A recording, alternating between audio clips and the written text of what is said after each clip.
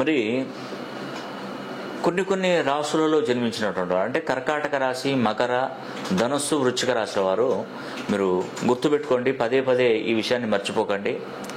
2024 సంవత్సరం అక్టోబర్ మాసం అనేది కూడా మీకు అనవసరపు విషయాలలో మీరు తలదూర్చకండి.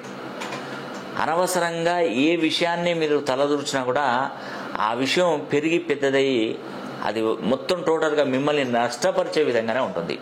ఎవరికి ఆ నెలలో ఉచిత సలహాలు మాత్రం ఎవరికి ఇవ్వకండి.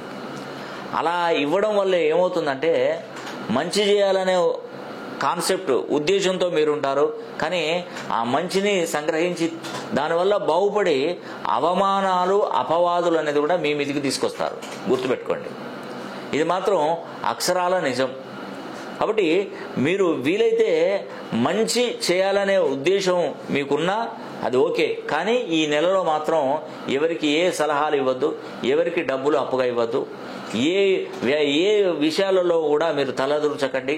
దానివల్ల మీకు చివరికి మిగిలేది మాత్రం అవమానాలు, అపవాదులు ఇవే మిగులుతాయని కూడా మీకు తెలియజేస్తున్నాను.